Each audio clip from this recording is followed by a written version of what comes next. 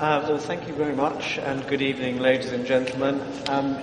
First of all, I would like to thank ECRA for inviting me here today at what is a very important time for Egypt, obviously, and also for Egypt's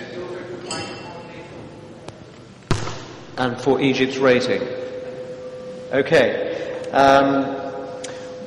What I'm going to do is talk a little bit about Egypt's rating history, and I'm going to take it back further than my colleague did earlier, just to give a bit of perspective. Then I'm going to explain a little bit more about how we do our sovereign rating assessments and how Egypt stacks up in that methodology. And I'm going to make a few short final observations on the rating. So let's look at Egypt's rating history first. You can see from this that the rating was first assigned by Fitch and indeed all the other agencies back in 1997, so that's getting on for 14 years ago. And indeed, Egypt was the first country I visited when I joined Fitch back in 1997, so it's my first experience of credit ratings. So Egypt is quite special for me in that perspective. We have here two ratings. The grey line is the foreign currency rating, which is the one that most people know most about, and the red line is the local currency rating.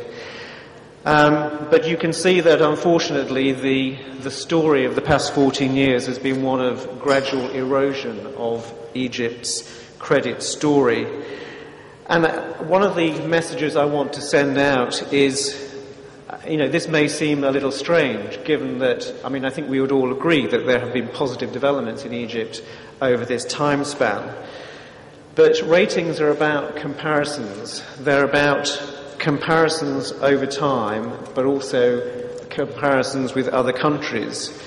And the harsh reality for Egypt is that although it has been reforming over the past few years, and as Dr. Sullivan said, was often regarded as one of the fastest reformers by the World Bank, other countries are also out there and they're also reforming, and in a lot of cases they're actually doing better than Egypt.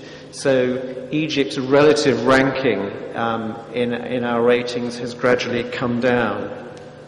And governments often only look at what they're doing, and they see that they're engaged in a reform process and that things are getting better, and that may be true, but they also have to bear in mind what's happening in the rest of the world. I won't go into great details about the rating history, but I think one of the messages of the downgrades that took place in 2002, 2003 that was a period when Egypt's reform process stalled, the government started to turn inward, and that was a time when many of you remember, as I say, the reform process stalled, and there was a major period of foreign exchange shortage, which took a long time to recover from. But once that downgrade had taken place in 2003, the foreign currency rating remained stable basically until this February, when, like the other agencies, we downgraded, not just because of the political developments that were taking place, but also because of the economic damage we knew would result, and which unfortunately we're now seeing starting to emerge. So let me look quickly at the rating process. Now, unfortunately, this print is very small, so I won't go into great detail, but you can see the pie chart there, and you will see that when we look at any country's ratings, we decompose it into four main areas. And you can see from the right-hand half of the pie chart that over half the weight in the rating goes to structural factors. So what are these factors? They're things like per capita income, economic diversification, basically things which try to measure the resilience of the economy to shocks. Other things that we're looking at are governance, which Dr. Solomon has been talking about, which we also regard as very important. Not just political and social stability, but also the business environment, respect for property rights, the rule of law. Default record is obviously important for us. Links to the global economy are also important. Countries which have strong linkages to the rest of the world are less likely to take unilateral actions which damage creditors.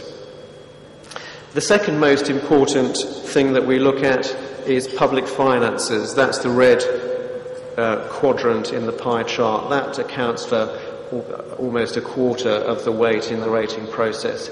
We're not just looking at debt levels and deficit numbers. We're looking at the ability of a country to borrow in its own currency and at low cost. And that means that we're looking for a track record, if you like, of sound money. That means low and stable inflation, which tends to generate low interest rates. And as we'll see, that's something that Egypt has had problems establishing.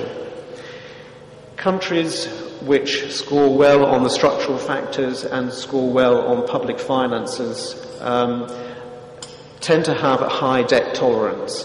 And that means that you often find that countries with the highest ratings also have the highest debt levels. That's one of the paradoxes of the rating industry, but as I say, it reflects the fact that richer countries with a track record of sound money and high economic resilience can actually afford to run higher debt burdens.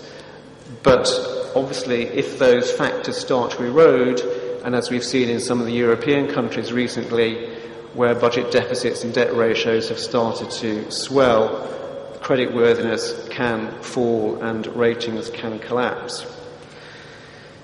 The third factor we look at is external finances. Again, we're looking beyond things like the current account deficit and the debt levels.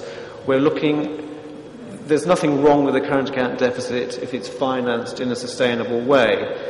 That often means with greater reliance on foreign direct investment, which means that a current account deficit can be financed without raising debt levels.